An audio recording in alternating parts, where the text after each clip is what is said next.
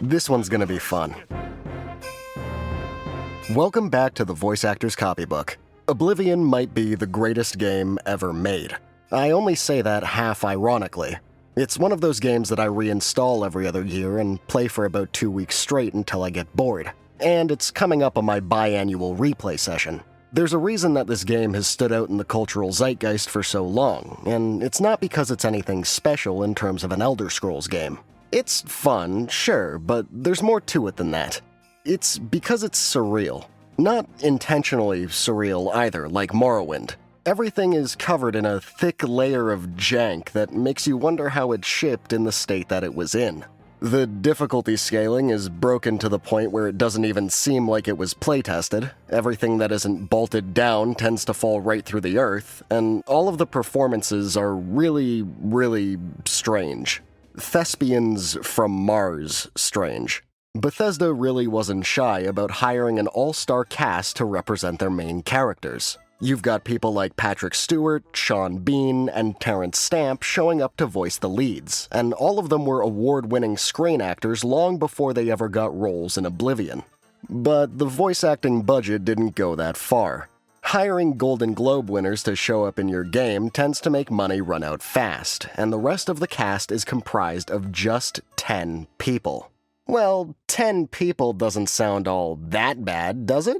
I mean, how many characters could they fit in one game?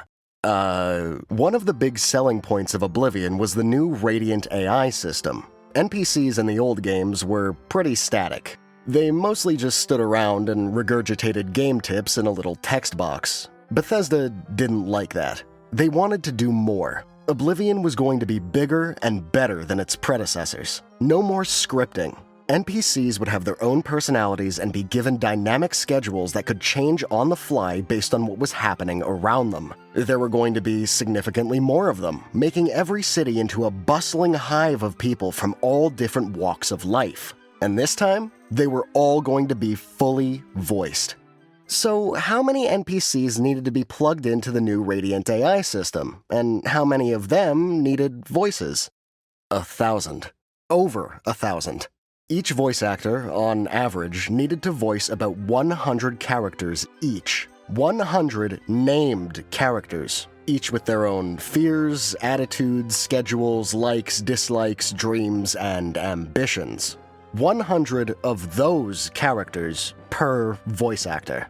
Oblivion's voice acting was looking grim from the start. You can say a lot of things about Bethesda, but one thing you can't call them is unambitious. It was clear from early on in development that they'd given their voice actors an impossible task, and the higher-ups were looking for a way to keep the budget low without needing to backpedal on their promises. A solution came during the lead-up to the game's release. Todd Howard said in a fan interview that they had organized all of the lines for generic NPCs by race and sex. Any random character could draw from the same pool of race and sex-specific lines as characters who were similar to them. Bosmer men drew from the Bosmer men pool of dialogue. High Elf women drew from the High Elf woman pool. But this introduced a suite of new problems. For one, pretty much all of the individuality of the NPCs that was promised by Radiant AI went directly out the window. Since all characters that share the same race and sex also share the exact same lines, characters reacted entirely interchangeably to events that they should have had wildly different thoughts, opinions, and reactions to. Further complicating the individuality issue was that each race and sex was only represented by a single voice actor. Wes Johnson voiced every single Imperial male. Elizabeth Noon voiced every single Khajiit and Argonian female.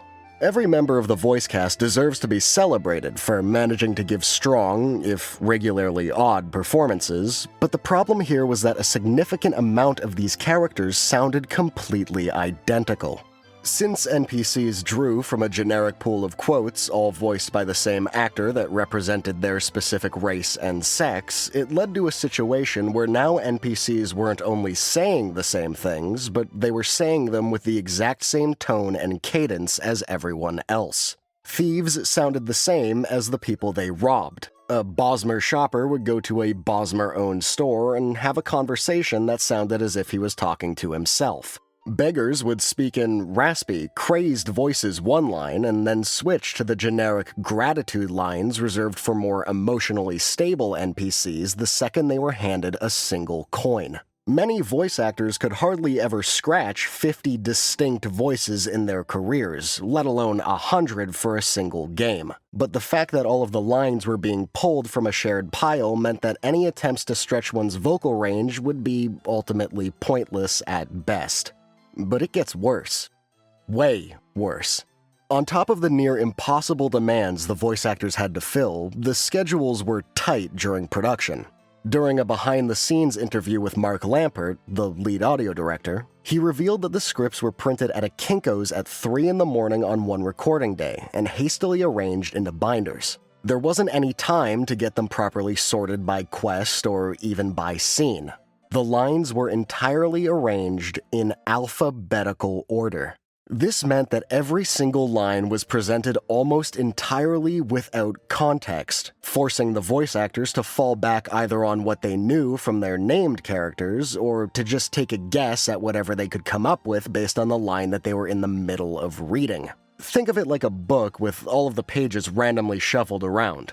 So, not only had all individuality been stripped from the NPCs under the Radiant AI system, but now the voice actors didn't even know why they were saying the lines that they were. Lacking personality, context, and motivation, it's practically a miracle that Oblivion's voice acting still manages to sound anything like acting at all. And I think it really speaks to the talents of the voice actors on offer that Oblivion's voice acting is still really, really fun. Is it awkward? Sure. Is it corny? Absolutely. But there's an undeniable charm to all of it that definitely didn't come about by accident. Wes Johnson isn't one of my favorite voice actors purely because he stumbled his way through some lines and then called it a day. No. Even with all of the pitfalls and hiccups of development, he still managed to give an incredibly consistent and well-rounded performance. The voices of the Imperial Guardsmen are iconic not in spite of the troubled development, but because of Wes Johnson's own skills and interpretations. The same can be said of the rest of the cast as well. Elizabeth Noon's range here may be limited, but the monstrous voices that she provides still stand out to me after all these years. Skyrim's Khajiits and Argonians lacked a lot of the vocal flair that they'd been given by Elizabeth Noon half a decade prior, even with an increased budget and variety of actors to choose from. Michael Mack provides lines for a few major named characters as well as all of the game's Redguard men, and his performance is incredibly dynamic. He seems to be one of the few people that could actually make sense of the shuffled lines, and his performance swings appropriately from rage to intimidation to fear. So, what's the takeaway from all of this? It wouldn't be an episode of the Voice Actor's Copybook if there wasn't a lesson, after all, and this one isn't immediately clear. Well, in the last video, I touched on how Titanfall 2's writing helped to shape the voice acting, and that's what we're going to be expanding on here.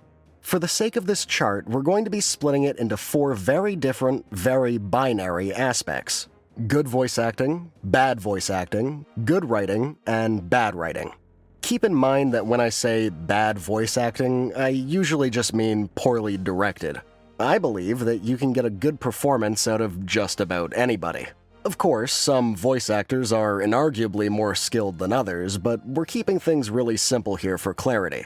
This writing-voice acting interaction is a very broad spectrum, and I'm narrowing it down to the basic extremes. So, what happens when you mix good voice acting with good writing? Well, that's when you get something that's really special.